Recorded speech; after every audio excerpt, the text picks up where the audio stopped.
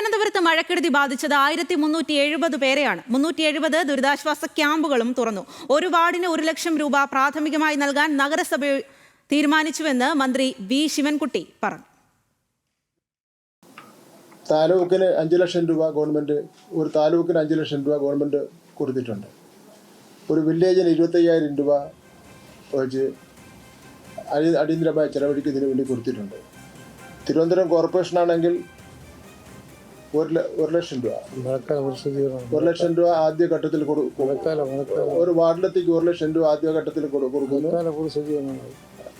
രണ്ടാമത് ആവശ്യാനുസരണം അടിയന്തര ഘട്ടങ്ങളിൽ സഹായിക്കുന്നതിന് വേണ്ടി അവർ തീരുമാനിച്ചതായി മേയർ യോഗത്തിൽ പറയുകയുണ്ടായി. അപ്പോൾ ഏത് നിലയിലുള്ള ഒരു വെള്ളക്കെടുതി ഉണ്ടായിരുന്നാലും അതിനെ നേരിടുന്നതിന് വേണ്ടി ജില്ലാ ഭരണകൂടം തയ്യാറായി നിൽക്കുന്ന ഒരു സ്ഥിതിവിശേഷമാണ് ഉള്ളത്. വിവരങ്ങളുമായി ഹാൻസ് ജോർജാണ് ചേരുന്നത്. ഹാൻസ്, സംസ്ഥാനത്ത് ഇപ്പോൾ കാലവർഷം എത്തിയതേ ഉള്ളൂ. അപ്പോൾ തന്നെ മഴക്കെടുതികളും ആരംഭിച്ചിരിക്കുകയാണ്. ഇപ്പോൾ മന്ത്രി ഏത് രീതിയിലാണ് ഈ മഴക്കെടുതിയെ നേരിടാനുള്ള കാര്യങ്ങൾ പറയുന്നത്? എന്തെല്ലാം കാര്യങ്ങളാണ് ഇപ്പോൾ വ്യക്തമാക്കുന്നത്? സ്വാതി, ഇന്ന് വൈകിട്ടായിരുന്നു തിരുവനന്തപുരം ജില്ലയിലെ മഴക്കെടുതികൾ വിലയിരുത്താനായി മന്ത്രിമാരുടെയും MLA-മാരുടെയും അതിനോടൊപ്പം തന്നെ മറ്റു ഉദ്യോഗസ്ഥരുടെ നേതൃത്വത്തിലുള്ള ഒരു യോഗം നടന്നത്. ഇതിനുശേഷമായിരുന്നു മന്ത്രിയുടെ പ്രതികരണം. മന്ത്രി നൽകുന്ന വിവരം അനുസരിച്ച് നിലവിൽ 1370 പേരെയാണ് മഴക്കെടുതി ബാധിച്ചിരിക്കുന്നത്. ഇതിൽ ജില്ലയിലുടനീളം 370 ദുരിതാശ്വാസ ക്യാമ്പുകൾ തുറന്നിട്ടുണ്ട്. അതിന് ആവശ്യാനുസരണം ജനങ്ങളെ അങ്ങോട്ട് മാറ്റും. അതിനോടൊപ്പം തന്നെ ഓട വൃത്തിയാക്കലുമായി ബന്ധപ്പെട്ടുള്ള നടപടികൾ സ്വീകരിച്ചു വരികയാണെന്നാണ് മന്ത്രി പറഞ്ഞത്. ഏകദേശം 925 ജോലികൾ ഇതോടെ തീർത്തു കഴിഞ്ഞു.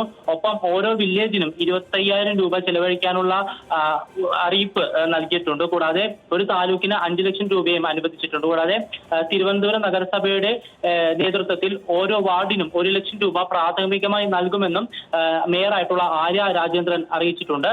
പിന്നെ അതുകൂടാതെ തന്നെ അപകടകരമായ എന്തെങ്കിലും പ്രശ്നമുണ്ടായാൽ അടിയന്തര ഇടപെടൽ ഉണ്ടാകുമെന്നും മന്ത്രി വ്യക്തമാക്കി. ഇതുവരെ സ്വീകരിച്ചിട്ടുള്ള നടപടികൾ ഈ അവലോകന യോഗത്തിൽ ഉദ്യോഗസ്ഥർ മന്ത്രിയോട് അടക്കം റിപ്പോർട്ട് ചെയ്യുകയുമുണ്ടായി. അതിനോടൊപ്പം ഓരോ താലൂക്കിലും ഒരു കൺട്രോൾ റൂം ഉണ്ടാകുമെന്നും മന്ത്രി അറിയിച്ചിട്ടുണ്ട്.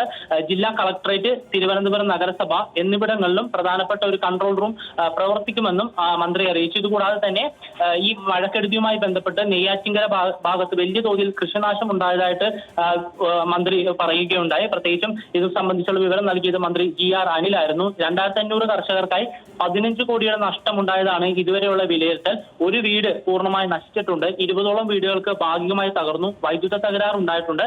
ഇതെല്ലാം തന്നെ വ്യാപകമാകാതിരിക്കാനുള്ള നിർദ്ദേശങ്ങൾ ഉദ്യോഗസ്ഥ തലത്തിൽ നൽകിയിട്ടുണ്ടെന്നും യോഗത്തിന് ശേഷം മന്ത്രിമാർ വ്യക്തമാക്കുകയുണ്ടായി. സ്വാതി. ശരി ഹാൻസ്, മഴക്കെടുതിയെ നേരിടാൻ തലസ്ഥാന ജില്ല സജ്ജമായിരിക്കുന്നു എന്നുള്ളതാണ്. മഴക്കെടുതി ബാധിച്ചവർക്ക് ധനസഹായം നൽകുന്ന കാര്യവും ഇപ്പോൾ മന്ത്രി വി ശിവൻകുട്ടി വ്യക്തമാക്കിയിരിക്കുകയാണ്. ആ വിവരങ്ങളാണ് ഹാൻസ് നൽകിയത്.